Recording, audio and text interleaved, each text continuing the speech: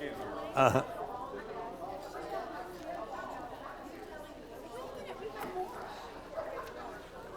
I'm ready.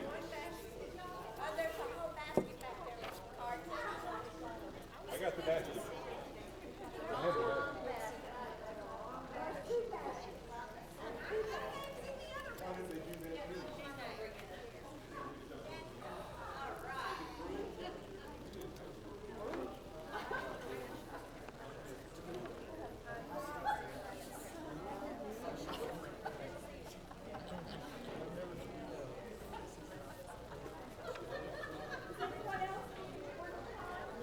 Those are my favorite.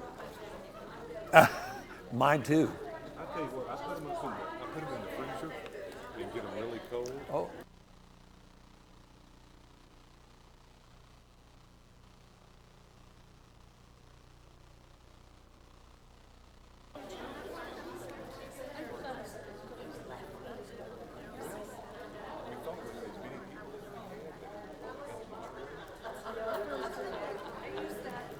Maybe it'll be better after lunch.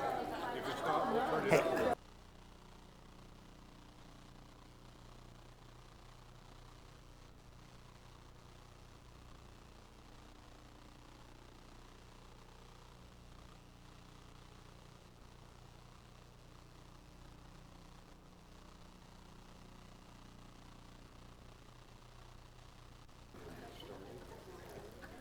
It says 10:30 up there.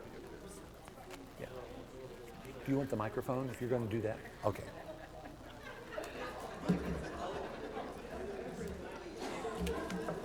As we try to get people back in here to start our second session, if you have not turned in one of the orange cards, please fill one out. What we're going to do now before we get started is we're going to draw a couple of cards, and if you'll just raise your hand, if that's your name, we'll bring you a bag. And so hopefully you've got let's see, what is it? A 1 in 75% chance of getting a bag. It's better than the lottery, so I'm going to raise this above my eye level. I couldn't see the name on it if you paid me, but I've been asked to raise it above my head. So the first name is Megan Kirby. So I know who you are. Let's see if I can find another one in here.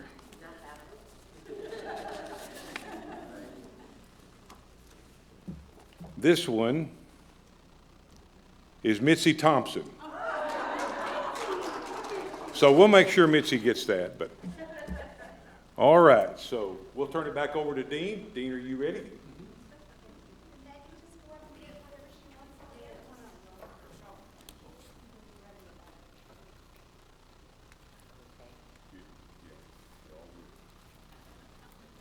I'll make sure Mitzi gets hers. Out there in the foyer, at my display table that has several books on it, and then there are also some books that I've written on another table out there. Whenever we do vendor spaces with the Widowhood Workshop Ministry, we always provide candy out there, and we want you to know about that candy out there. However, I want to tell you about something else that's out there that's unique. At the Freed Hardeman Lectureship, Freed Hardeman University Bible Lectureship in February every year, there are over 100 vendor spaces there. The Widowhood Workshop Ministry vendor space is the only vendor space that has individually wrapped prunes in it. So I want you to know that they're out there. If you want this workshop experience to be a moving experience for you, you make sure you get you an individually wrapped prune. They are really good with some hot tea.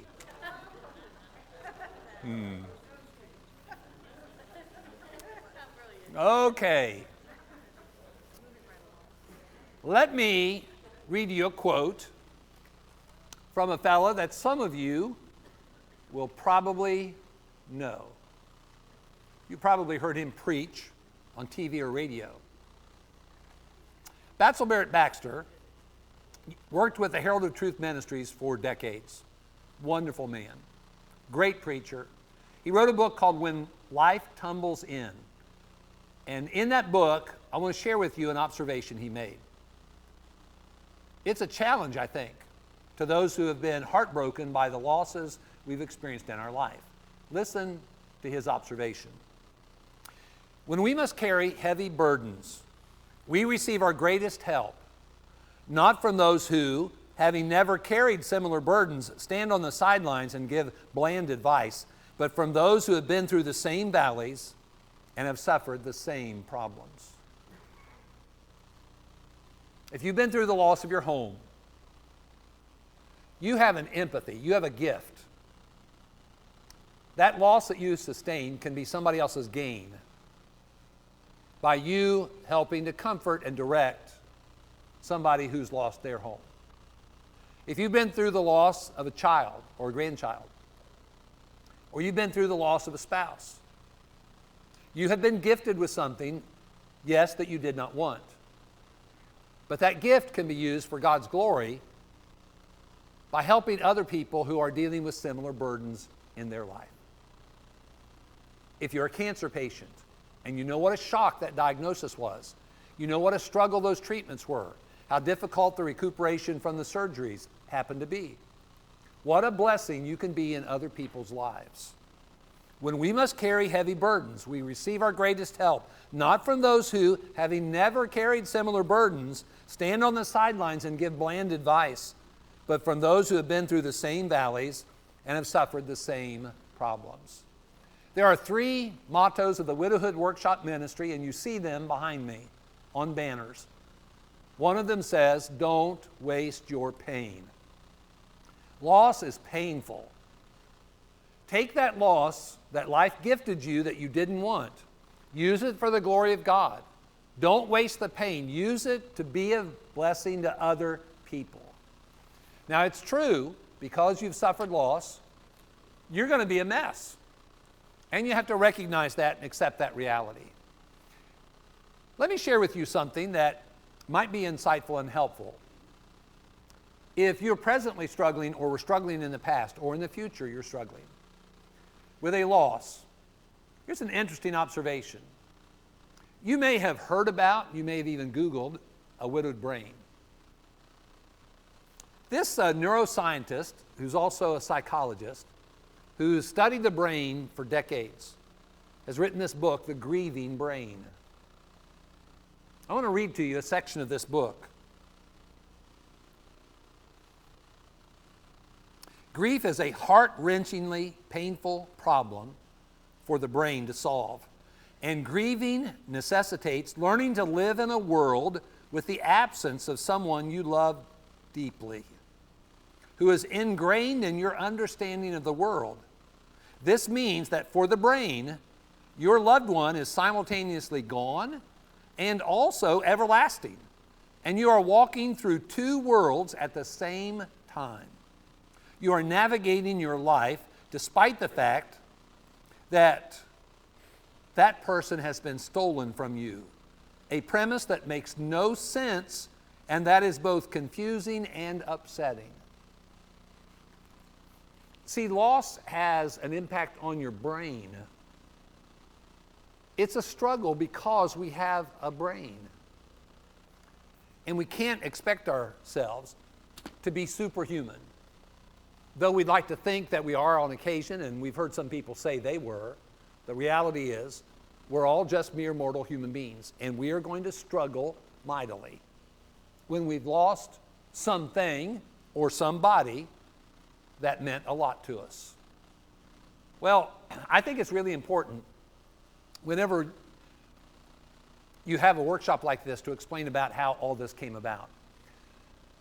The baby that became my wife was born in 1952, about an hour south of Cleveland, Ohio, in Dover, Ohio. We were married for 41 years. And during that 41 years, we were blessed with 3 daughters. They're all 3 still living. One's in Middle Tennessee, one is in the Atlanta, Georgia area, and the other is in Gainesville, Florida. By the way, those shirts indicate how well they were raised. All of them have scarlet and gray on. And as a matter of fact, in the lower right-hand corner, their shirts say, "God first, family, then the Buckeyes." The most important thing about those 3 daughters is they are faithful Christians.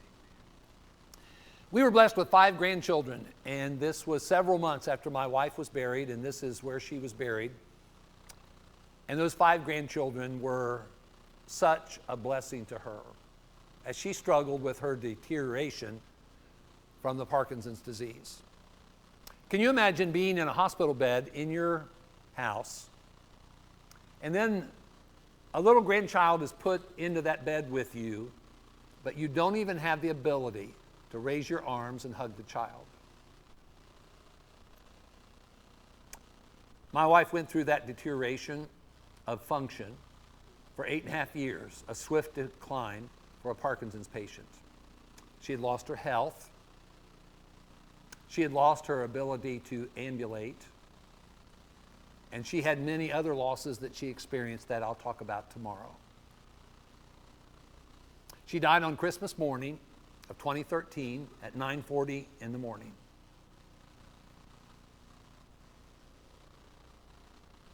The Widowhood Workshop Ministry is my family's passion project. When my wife died, my 3 daughters lost their mother. My sons-in-law lost their mother-in-law, and my 5 grandchildren lost their nana. What we decided to do with our loss is to try to bring glory to God by serving others, by helping raise awareness about loss, educate people about grief, with a special focus on widowhood. And every one of my family members, including those 5 grandchildren, all have a role in this ministry. One's a webmaster. The other deals a lot with the Facebook. Another deals with the finances and the accounting. Our children, if you were to come to our annual retreat that we have in Middle Tennessee, the only one that I know of in our country, in the Brotherhood, we have a widower retreat every year in Middle Tennessee. This past year in July, we had 111 widows and widowers from 15 different states. And the way I would describe the experience is it's kind of like a youth meeting for the widowed. It is an awesome social experience where we provide tremendous encouragement and connect people relationally, because there is a great need to rebuild your social network after you've experienced loss. We're going to talk about that in a minute.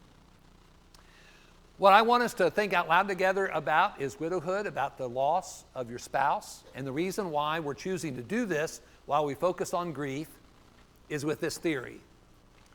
If you were going to talk about the loss of health, what disease would you pick to focus on maybe a little bit more as you talk about loss of health? What disease would you pick? Alzheimer's. Whatever one affects you, yeah. You'd want to pick one that was a big one, not a minor one, a big one. And so what we do is we take a look at grief and dealing with grief and living with loss, but we do it also with a special focus on widowhood. And one of the reasons why we do that is because, I don't know if you've noticed this, but most people marry. Not everybody. There's about 500,000 people in our country, adults, who've never married. But a lot of people marry. Now, who becomes widowed?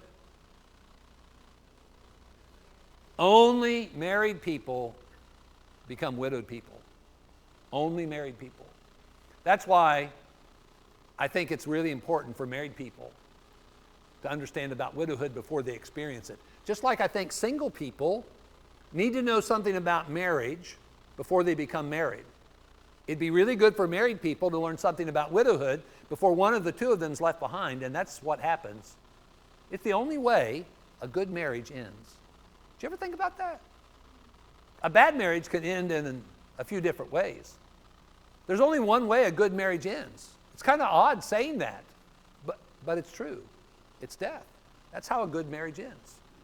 So this is a subject that we ought to talk about. Prior to my wife's death, let me do a confession here. Prior to my wife's death, I never preached a single sermon about widowhood. I never taught a single Bible class about widowhood. I'm trying to make up for that now. We are a minority, about 6% of the population, but 65 years and older, you're talking about a third of the population. Now, when you break that down into male and female, 37%, way over a third of the females in our country, 65 years and older, are widowed, 12% of the men. If you drop that number from 65 to 55, look at this. Almost a third of the women, 55 years plus, are widowed. 9% of the men. There are 20 million widowed people who are widowed in our country. And I just wonder who's ministering to people who have lost the dearest on earth to them. Who's being compassionate with them and who is ministering to them? I have a really good answer for that, an answer that should be the case. How about God's people? How about the people of God being the ones that are known worldwide as the folks who compassionately minister to folks who have suffered a tremendous loss of their spouse? 1.4 million annually in that range, in that number range, lose their spouse. 6% of them under 44 years old.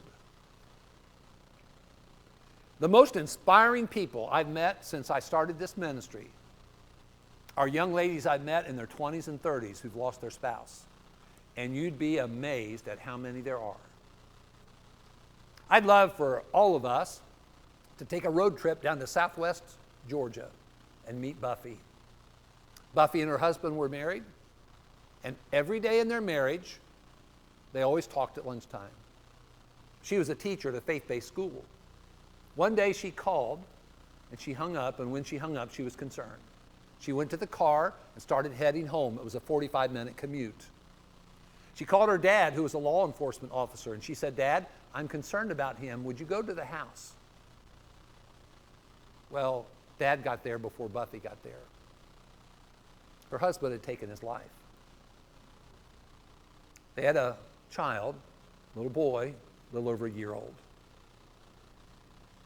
I can take you then from Southwest Missouri over to West Tennessee, and I can introduce you to Brittany, who was married a little over 1,300 days.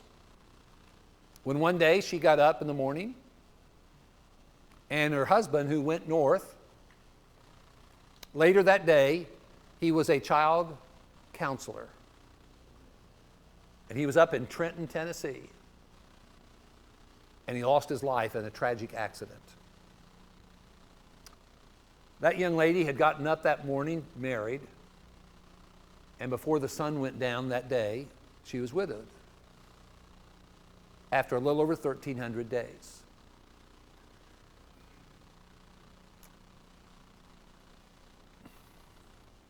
I can take you over to Middle Tennessee and introduce you to Emily. She's 34 years old. She's laying in bed, and one morning she's awakened by her 36-year-old husband having a heart attack. She administered CPR, calls 911. They take him to the hospital. He dies a couple of days later. She's 34. He was 36. And they had a daughter, 3rd grade. Her name's Evie. Emily is an amazing young lady. You know, when I stop and think about what some of these people have experienced so early in life with so little life experience, it amazes me how they have navigated their life storm. As a matter of fact, they provide tremendous inspiration to me. Because a lot of times, and I think this is a good way to look at the struggles that we have in this life. When you're struggling in your life for whatever reason, but think about it especially in regard to loss. Think about people who have experienced similar losses like you have. And can you find some inspiration in how they have continued to live with their loss? That's what I chose to do. I got to thinking about Marlene. I started thinking about Frank. And I thought about Claudine. And I kept naming off people that I had known who had lost their spouses. And I thought, if as miserable as I feel, as messed up as I am, if they have done this, if they have learned to live with their loss, you know what? I can do this too. Because I have the same God in my life. Whenever we navigate life storms, our experiences can become tremendous blessings, sources of great inspiration to other people who've gone through their difficult times and are struggling in their lives. 78% of the widowed are women. Sorry about that, ladies, but that's the facts. Now, there's a couple of reasons that create that abundance of females in widowhood. One is the fault of the male, one is the fault of the female. Number one, here's a fact. The lifespan of a female is longer than the lifespan of a male. My understanding is the reason why you ladies live longer than we do is we treat you so good that you live much longer than us. So that's our fault. So we accept that responsibility, that blame. Now, there's a second fact, and I'll spin that one for you too. The second fact is, women statistically have, for some reason, chosen to marry men who are older than they are. That's your all's fault. That's the woman's fault, okay? That's totally on you. But you see, if women are going to live longer than men typically anyway, and then a female marries somebody older than she is, it's far more likely that you're going to have way more females widowed than males. But the vast majority of widowed people are females. 75% of the married women in our country, 75% of the married women in our country are going to be widowed. That's a statistic. Now, yes, sir, a man. Women are more likely to see doctors too, yeah. That's probably because they're living with men, right? Is that what you're suggesting? Okay. Ouch, that hurt. Life bites. Yeah, life bites, Cheryl said. Now, I want to ask you, when you think about people losing their spouses, what decade of life do you think we typically associate that with? Golden years? Older years? Okay. Let me share with you a statistic that this blew me away. The average age of a woman when she's first widowed in our country. Now, it's not super uncommon for people to be widowed more than once. I've met a number of people who've been widowed twice. I met one woman in Huntington, Tennessee who'd been widowed 3 times. And when she came to me that morning and she introduced herself, she said she'd been married 3 times and she had been widowed 3 times. She could tell that kind of affected me. She could tell my body language, was negative. And here's what she said. I think she was trying to help me accept what I just heard. She said, Dean, she said, I had 3 wonderful Christian men in my life. Sweet gratitude. And I thought, wow, that's inspirational. That she'd gotten to the point where, no doubt having grieved the loss of those 3 men, here she is with deep gratitude as she reflects on her past life.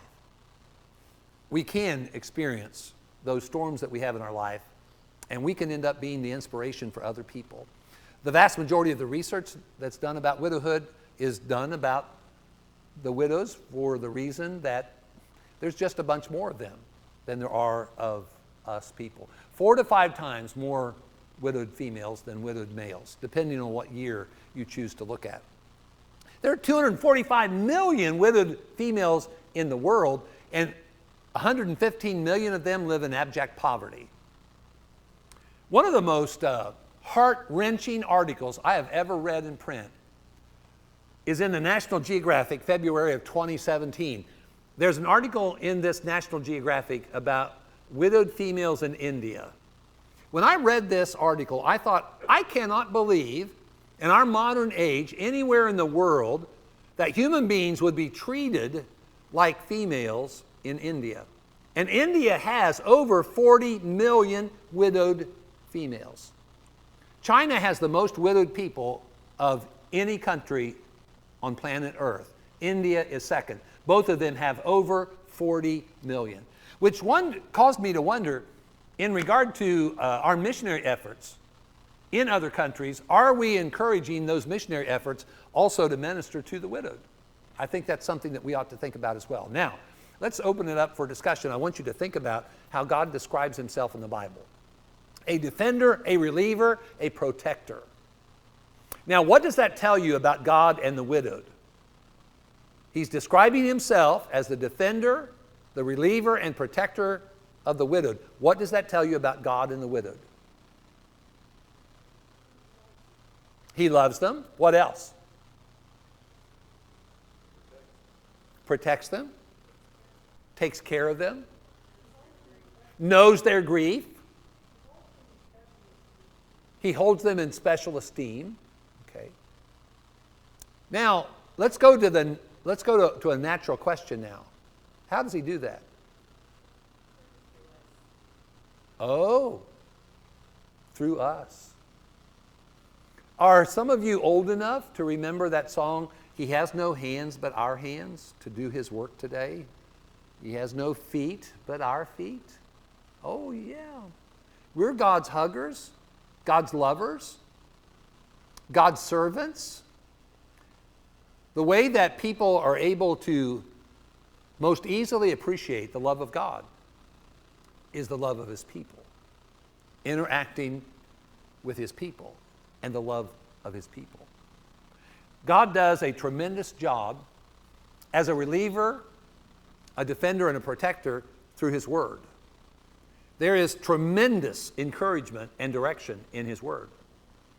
But also, God provides a more intimate, in the sense of intimacy with skin on it, his people, to compassionately minister to folks who are hurting and struggling. Whenever you look at the Old Testament, it's interesting, and we'll just throw out a couple here. The widowed are viewed differently by different folks. Even in the ancient culture, the wicked are known to slay the widow, not have compassion, not minister, not try to protect or help, but would slay. And then there's that indictment that one of Job's friends made in Job 22. You know, Job was suffering greatly. The assumption of his friends was the reason Job was suffering is because he was guilty of sin. If he'd just fess up, if he'd embrace his sin, confess his sin, then God would bless him again. They believed in the theory of retribution. They applied it to Job. And so one of the accusations specifically made against Job, Job, you're suffering so bad, you must have sent widows away empty. See that neglect? Well, in Deuteronomy chapter 24, there's an interesting passage. Here you're talking about the children of Israel getting ready to cross the Jordan River, go into the land of Canaan. Those barbaric heathen people lived there. They were going to have to be driven out. So there was going to be a lot of military interaction after crossing the Jordan River.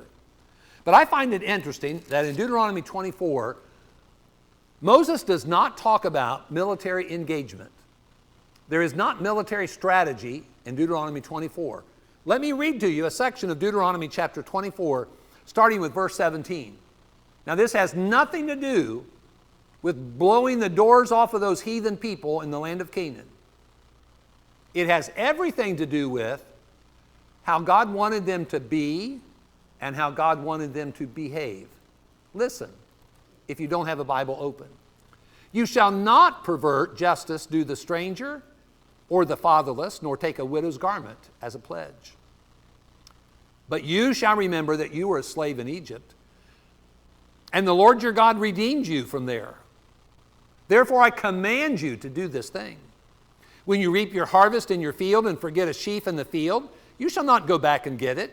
It shall be for the stranger, the fatherless, and the widow. And the Lord your God may bless you in all the work of your hands. When you beat your olive trees, you shall not go over the boughs again. It shall be for the stranger, the fatherless, and the widow. When you gather the grapes of your vineyard, you shall not glean it afterwards. It shall be for the stranger, the fatherless, and the widow. And you shall remember that you were a slave in the land of Egypt. Therefore I command you to do this thing. There are 3 life circumstances that are mentioned in that passage. Did you catch them? 3 life circumstances. Did you catch them? Give me one. Stranger or foreigner, depending on your translation. Fatherless or orphan, again, depending on your translation. Widowed. You shall not pervert justice, do the stranger, the fatherless, or the widow. That is interesting because those 3 life circumstances are often mentioned in the Bible together. Sometimes 2 of the 3, sometimes all 3. And here in this particular case, he mentions about specifically what they needed to do to be of assistance to those people. Now, what is similar about, now those are different life circumstances, but what's similar about them? Stranger, fatherless, widow. They're all dependent, alone. They're in a uniquely difficult life circumstance, aren't they? Uniquely difficult life circumstance. In different ways, but they're all in uniquely difficult life circumstances. When there are human beings who exist in the image of God, who are in uniquely difficult life circumstances, how would God want His people to respond? With love, with compassion. As a matter of fact, look at how He motivates them to do this. Twice He says this, but you shall remember that you were slaves in Egypt. You cried out to me, you begged me for assistance, and I heard. I didn't just hear. I wasn't just aware. I didn't just hear your cries. I responded to your cries. 10 miracles. I brought you out of that terrible life circumstance. Now you go and do likewise. You be the same way. Twice he mentions about their uniquely difficult life circumstance in Egypt to encourage them. Now you be like that with other people who are in difficult life circumstances. Well, they didn't listen very good because in Isaiah chapter 1, God sends Isaiah to them, and Isaiah just rips them up one side and down the other. As a matter of fact, it's pretty pitiful, but it's very human, what you read about there in Isaiah. They had become so neglectful in regard to the things that were most important to God. And so let me read to you a section of Isaiah chapter 1. They had deteriorated to the point where in chapter 1 verse 4 they were described by God as a sinful nation, a brood of evildoers and corrupters. He refers to them in verse 10 of chapter 1 as Sodom and Gomorrah. Now let me read to you starting at verse 12. When you come to appear before me, who has required this from your hand to trample my courts? Bring no more futile sacrifices. Incense is an abomination to me. The new moons and the Sabbaths, the calling of assemblies. I cannot endure iniquity and the sacred meeting. Your new moons and your appointed feast my soul hates. They trouble me. I am weary of bearing them. When you spread out your hands, I will hide my eyes from you, even though you make many prayers. I will not hear. Your hands are full of blood. Wash yourselves, make yourselves clean, put away the evil of your doings from before my eyes. Cease to do evil, learn to do good, seek justice, rebuke the oppressor, defend the fatherless, plead for the widowed. They didn't listen. You know, it's really easy not to listen. Have you noticed that?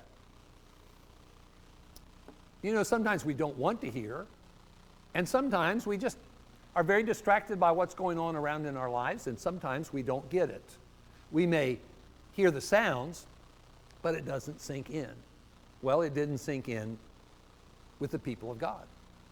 They had grown to neglect. As a matter of fact, when you get to the New Testament times, you've got God indicting the Jewish leaders because they devoured women's houses. These women had lost their spouses. They're already in a difficult life circumstance, but they go ahead and they devour women's houses. Now, these are the same Jewish leaders who had the Old Testament in their possession, who read it, who shared it, and here they are doing The very opposite of what God wanted. No compassion, but instead taking advantage of them. In Acts chapter 6 and verse 1, you have a very unique situation. You've got these Jews from all over the world. They come into this one place, Jerusalem. Now they come for their intention of observing their feast time. But something happens that they end up staying way longer because a big bunch of them, they become Christians. And they stay in Jerusalem. And when you read the first 5 chapters in the book of Acts, you keep reading about this amazing, phenomenal growth in the first century church. You're talking about people being added to the disciples and the number of the disciples multiplying. Brother Wayne Jackson, in his commentary of the book of Acts, says that by the time you get to Acts chapter 6, you're probably talking about 20,000 people. Can you imagine church with 20,000 people? Man, that'd make awesome singing, wouldn't it? 20,000 people. Now, you know what you have when you have 20,000 people together? You've got a lot of problems. Because you know what? Everybody has problems. There's not a single person sitting in this room.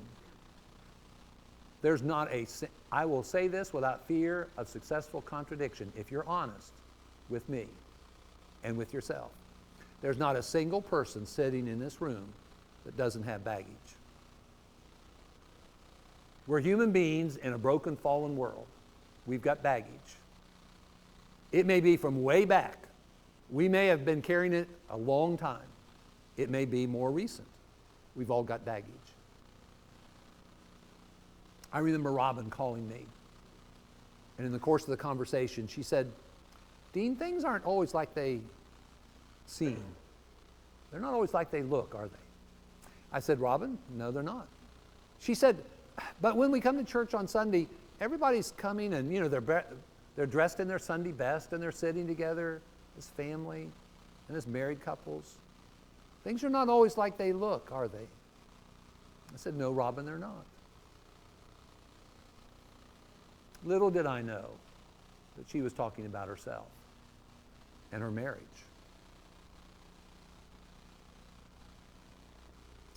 When we come together in the public assembly, we come together as people broken. I come broken to be mended.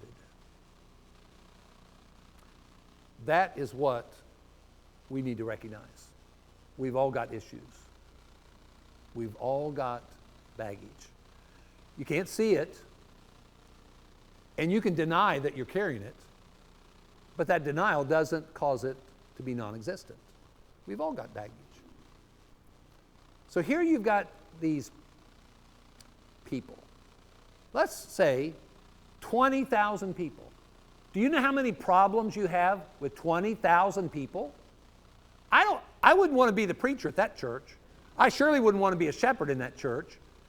Now, I find it interesting that of all the problems that they had to have dealt with in that first century church, in that unusual circumstance of them coming from all over the world, staying way longer than they ever anticipated, can you imagine the logistics of ministering to one another in that setting? The first ministry weakness cited in the first century church is ministering to the widowed.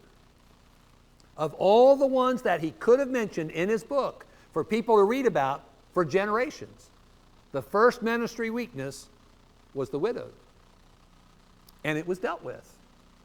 Now in those days, when the number of the disciples was multiplying, there arose a complaint against the Hebrews by the Hellenists because their widows were neglected in the daily distribution. And so there was a plan. And there was a logistics. And then those neglected widowed people were no longer neglected. I wonder in our contemporary church if the widowed are neglected. I can confess to you that in Hartville, Ohio, I contributed to that. In my ignorance and inexperience, I contributed to that. Whenever my wife died, I'd been with that church for 32 years. During that 32-year period, I was with the vast majority of those people when they experienced loss. I saw their tears and cried with them. I heard their cries, their verbal cries. I saw the anguish that they were experiencing. I learned a lot about loss. But you know what I didn't learn? I didn't learn about their life after their loss. I didn't learn about the challenges that they had because they'd suffered that loss. And because of that ignorance, I neglected the widowed people in Hartville, Ohio for 32 years. After my wife passed away, I began to learn by personal experience. I began to read a lot of those books out there on that display table. And I started beginning to look at things differently. And I thought, oh my, did I ever miss the boat? As a local preacher, why in the world did I not think, why did it not dawn on me about what a great thing it would be to minister to the widowed in a unique way and reach out to the community? All communities, by the way, have go on censusreporter.org. Plug in Dallas, Texas. Scroll down to marital status. Look at what the percentage of males and females are that are widowed in Dallas, Texas. You're talking about way over 10,000 widowed females alone in Dallas, Texas. I wonder who's ministering to those folks. It'd be a great thing if the Lord's church became the church known for that very thing, ministering to the widowed. And then, for all those years, I quoted this passage, James 1:27. I think really the theme passage, the key passage in that great practical book of the book of James. Most of the time, I quoted this passage whenever we were trying as a church to get an organized visitation program, because of that word visit. By the way, that word visit means more than a social call. It's a very common verb, and it has to do with the idea of you're going, looking over, and inspecting about a situation, finding out what the needs are so that you can address the needs. And the verb there is in the present tense, which is the idea of a habit or a practice, not just an act. There's a difference between an act and then a practice. This is a practice. The habit of going to see. You're checking out what the needs are for the purpose of seeing that those needs are addressed. So, pure and undefiled religion before God and the Father is this: to visit the orphans and the widows in their trouble, some translations say affliction, and to keep oneself unspotted from the world. Can we go back to English class? Some of you have thought I heard a sigh. Okay, I know it was hard on some of you. Okay, now I want you to look at that sentence. That's a sentence. Now pick out the one word that's the subject of that sentence.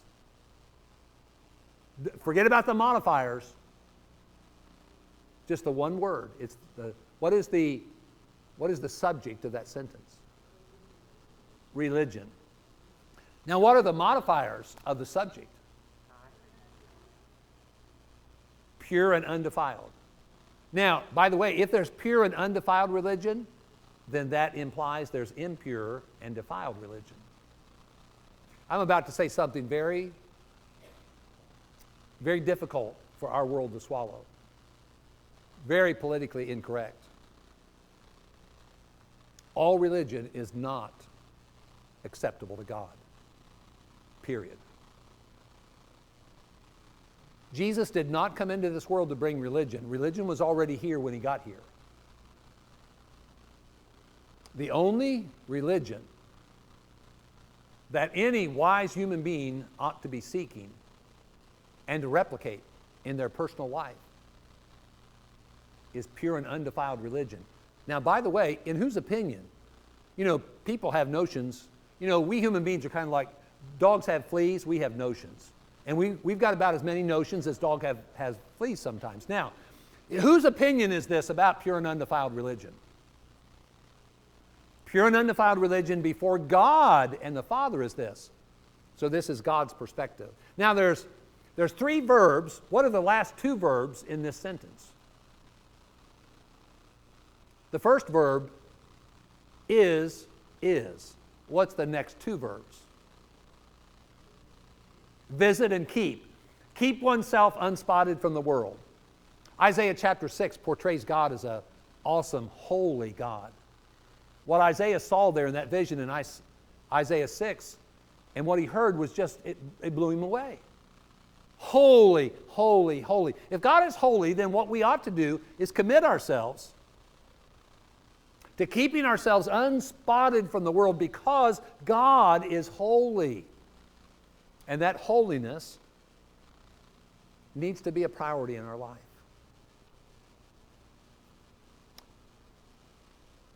I visited with the Preston Crest Church one Sunday night. Walking out of the auditorium, there was this home interior product, very well designed on the wall. I have a picture of it because I was really impressed with it. There were two phrases. The first phrase, passion for God. The second phrase, compassion for people. 6 words. That's what right religion in the sight of God's always been about. That's what he wanted the Jewish religion to be about. But they didn't let it become that. They became enamored with their rituals, and as long as they did their rituals, they thought they were right with God. They were not right with God.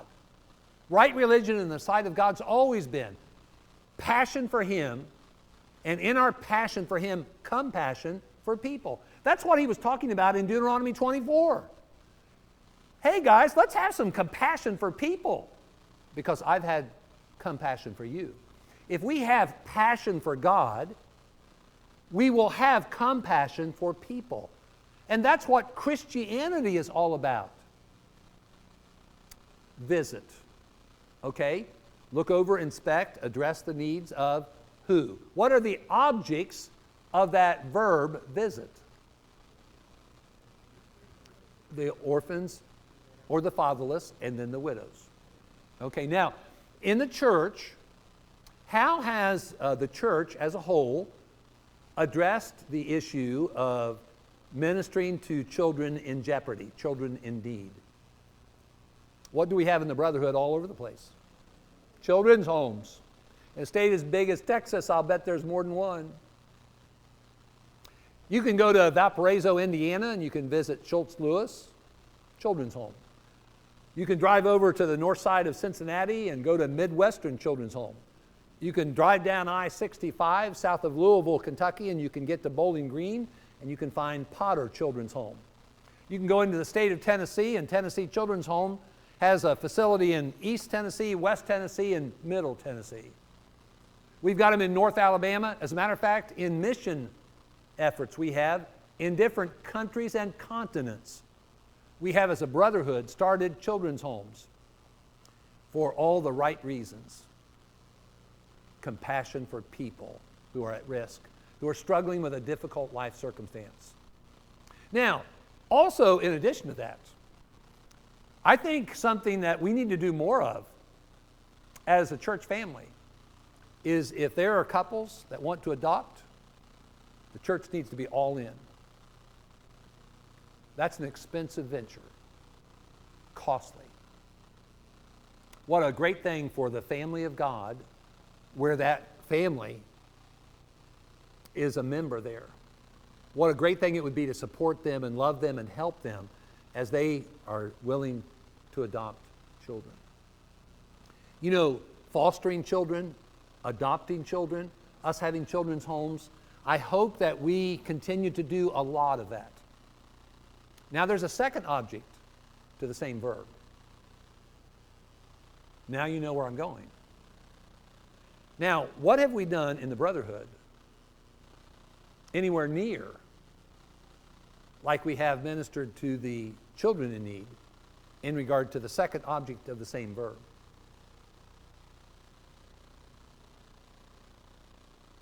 That never dawned on me until after my wife passed away.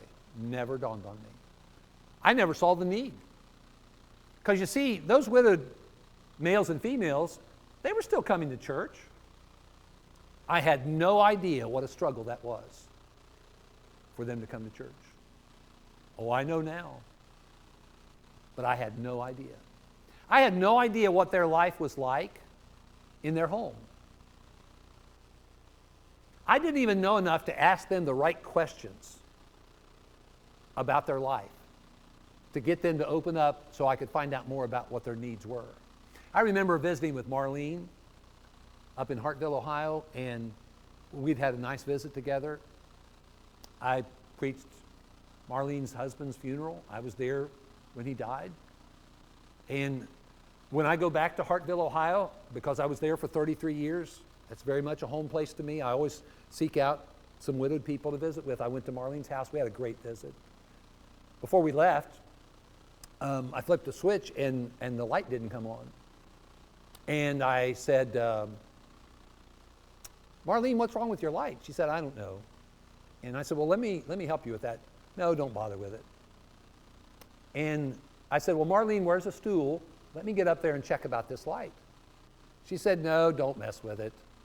I said, Marlene, if you don't let me look at this light, I'm going to move in with you. She said, here's the stool.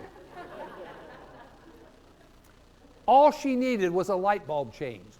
She had no business getting up on any step stool. I had no idea what it was like to live with the reality of your spouse not being there. Another plug for the session after lunch. It's the personal perspective. If somebody were to come to me and say, hey, I only have a little bit of time in my life, I'll give you one session. Tell me what session to come to. It'd be the one after lunch. That's the one I'd tell them. Miss Elaine? Miss Elaine's husband, by the way, some of you may have known Miss Elaine's husband, Larry Van Steenberg. Miss Elaine goes to the Duncanville church now, but Larry Van Steenberg preached here in Texas and also in the Nashville area and up in Pennsylvania. Miss Elaine?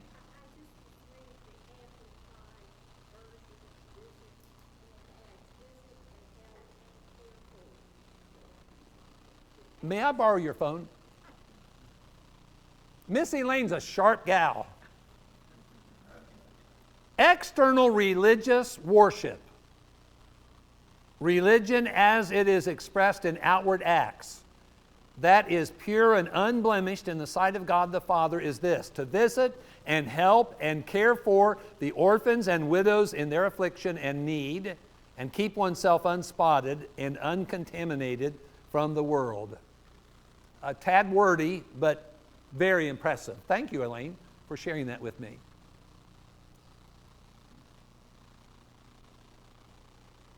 In 1 Timothy chapter 5 is the longest chapter, the longest section in the Bible about widowhood. And boy, I had no idea how ignorant I was about that.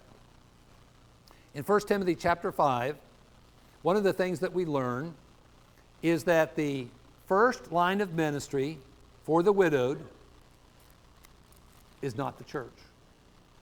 Let me repeat that. The first line of ministry for the widowed is not the church, it's the family. In 1 Timothy chapter 5, the word honor is used in verse 3, and that word is in the present tense. It can also be translated care for. Honor widows who are really widows. But if any widow has children, see, there's a contrast here. There are different kinds of widowed folks. But if any widow has children or grandchildren, let them first learn to show piety at home and to repay their parents, for this is good and acceptable before God. In verse 16 of that chapter, if any believing man or woman has widows, let them relieve them, and do not let the church be burdened, that it may relieve those who are really widows. Really widows are widows who don't have family. And then there are widows who have family. The widows who have family, their family needs to assume the first line of ministry to assist their parent or their grandparent. W.E. Vine, I think, is right about this. In this passage, when you read this chapter, there seems to be a hint, an intimation, that they had a tendency to shelve responsibility off on the church. No, that's first a family responsibility. Now, by the way, we have youth ministry, right? A lot of churches have a youth ministry. I love youth ministry. I used to do youth ministry. Who are the ones responsible for the children? The parents. Not the church, the parents. But why do we have youth ministries? Because the parents need a lot of help, right? Because it's really hard. And everybody ought to be accepting of help, especially if you're a parent with children at home. That's a difficult challenge in the world that we live in, especially. So we have this supplemental help for them. The same thing is true in regard, I think, to widowhood ministry. Yes, we need to take care of them within our family first. But also, there are needs and the assistance of the church that can be very helpful. Let me read to you verse 8. But if anyone does not provide, now this is in that same section. I started by reading verse 3. I read verse 16, the last verse of this paragraph. But then there's verse 8 right in the middle here. It says, but if anyone does not provide for his own, and especially for those of his household, he has denied the faith and is worse than an unbeliever. I quoted that passage for years, trying to encourage men to get a job, to support their families, because that's what they needed to do. And that is a good secondary application, but I emphasize secondary application. That is not the context of this passage. Let me read this verse again in the context. But if anyone does not provide for his own what? The people he's talking about is the widowed. But if anyone does not provide for his own widowed mother, father, grandmother, grandfather, and especially those of his household, he has denied the faith and is worse than an unbeliever. Now, how can I minister to somebody if I don't know a lick about what they're going through? I can't. I've got to learn about it some way. Now, there's a lot of things I don't want to experience. I don't want to learn about it that way. But there's a lot of things we could learn about if we want to minister to somebody that we don't know what they're going through. And as we cultivate a relationship with them and we develop trust, we can talk openly with them and find out specifically what their needs are. And then we can address them, because that's compassion for people. Let me tell you how I missed the boat with my own mama. Dad was on the gurney. He was headed for the operating room, and I knew he was scared. And I said, Dad, if you make it through this and you live, it's grace. And I said, Dad, if you die, it's glory. I said, either way, you're going to win. I said, Dad, I promise you that if you die, I'll make sure Mom's taken care of. Well, he made it through that surgery, but he died a few years later. So I live 50 miles away, and if she needed somebody to go to the doctor with her, I was there. If she needed somebody to balance, the checkbook, I was there. Well, actually, I took my wife to do that part. She needed her lawn mowed. And I'll tell you what, I did her lawn, and it was the best looking lawn on the street. I am borderline OCD and a recovering control freak. I was really proud of that yard. Every week I went down there to cut and trim her yard. I felt so good about that. I was doing what I promised my dad. I want to take you to I'm getting to my point here. Okay, Mom and I are sitting in her private room in a rehab facility. She's had an orthopedic surgery. I'm the second of 4 boys. And so we're sitting there, and I'm the only one in the room with her. And there's silence just like this. And she says, I wish I would have had a daughter.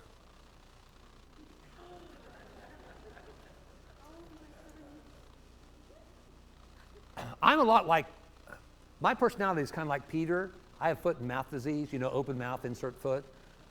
But that time in my life, must have been divine intervention. And I had self-control and I didn't say anything. And so there was silence. And then something dawned on me. I had this epiphany. And I was sincere when I said this.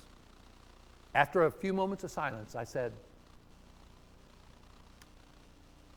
Mom, I wished you would have had a daughter too. Yes. I was so proud of myself. And I'm not often proud of myself. I sincerely meant that. Because for years, my brothers and I, we didn't get along very well. The best thing I can say about my mother, she never spent a day in a mental institution, but raised 4 boys.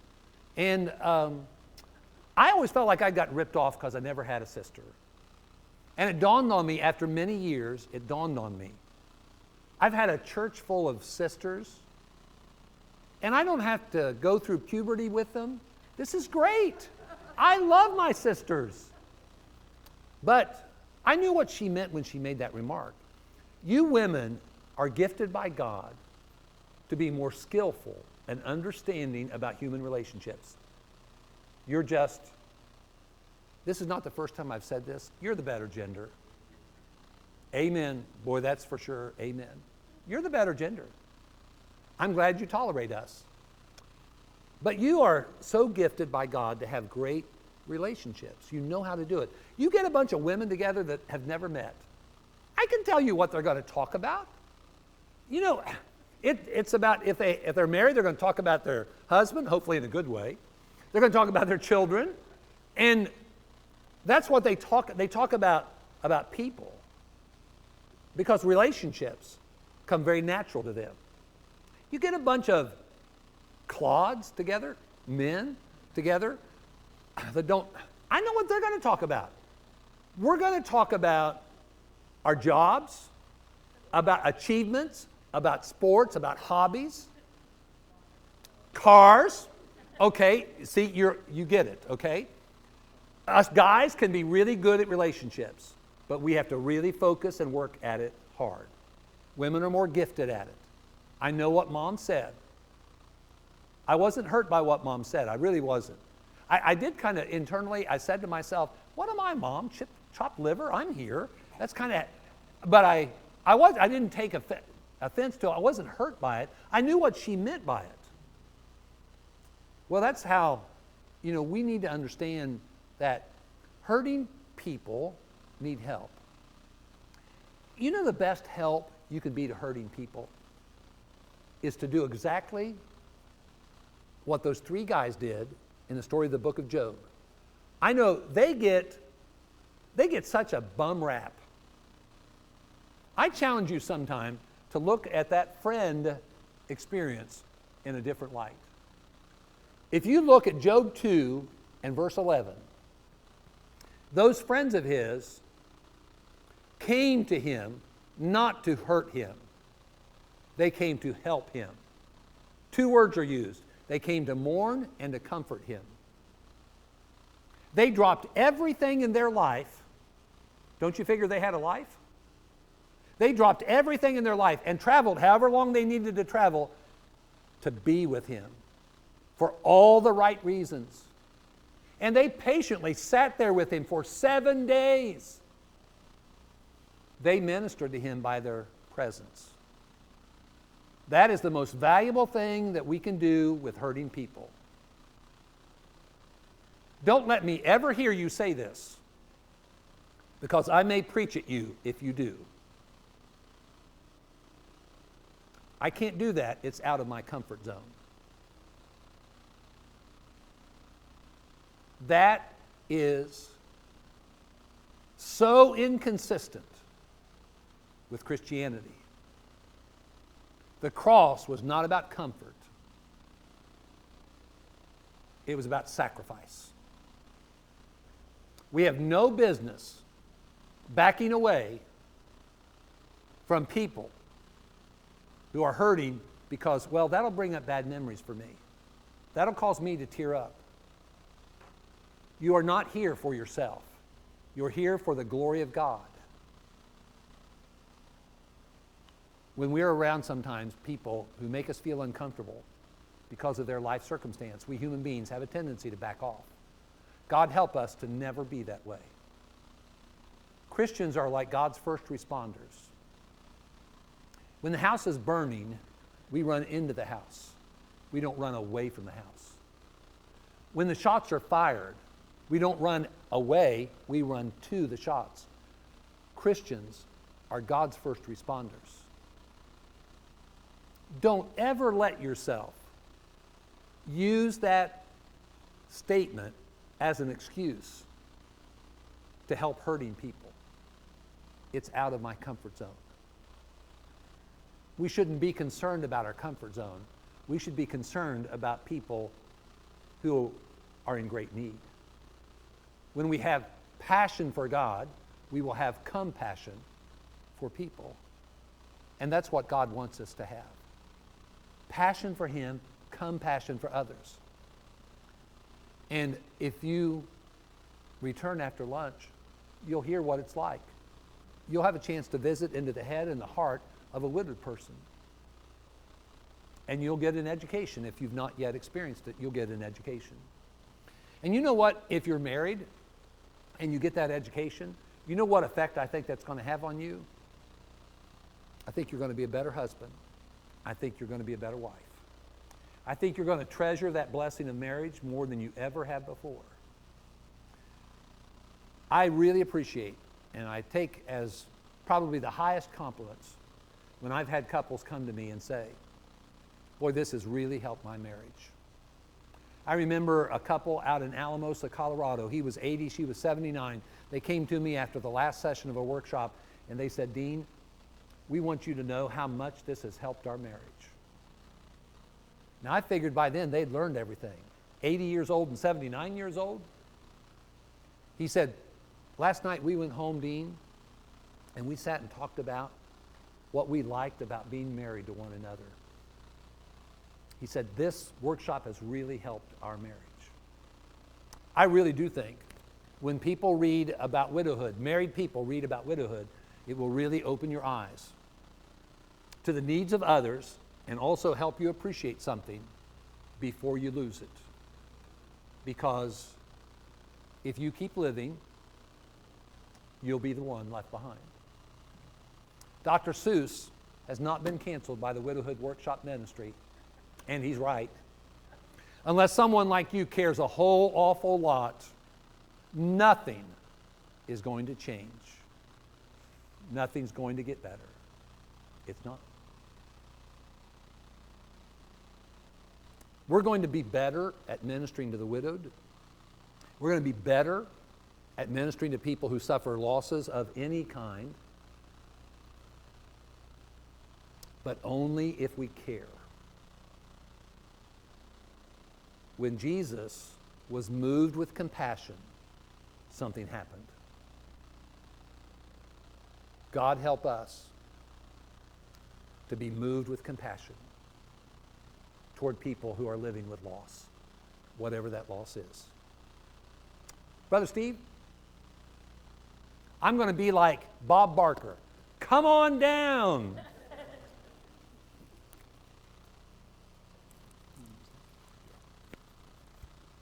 And I will not be like the contestants who do come down in the way that they jump up and down and scream and yell. So. Okay, we're going to give away 3 gifts.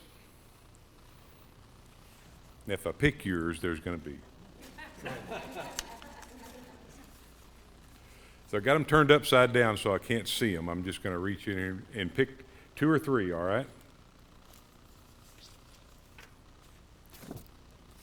Julia Thacker. So Julia, if you want to come down and Come on down.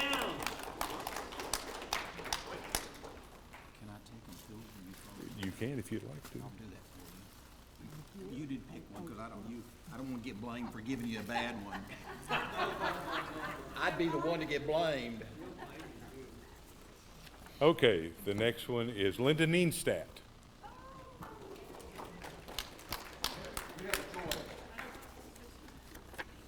You better give them more choices. Yeah, you're probably right. And then this one is Linda Yoakum, right over here. Linda, raise your hand.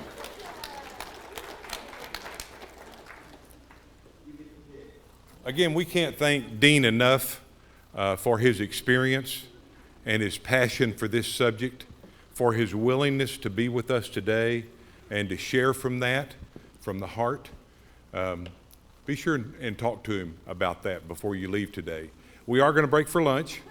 I'm going to make the arbitrary decision that we're going to take a little bit longer for lunch than we had planned. We'll meet back in here about 12:15.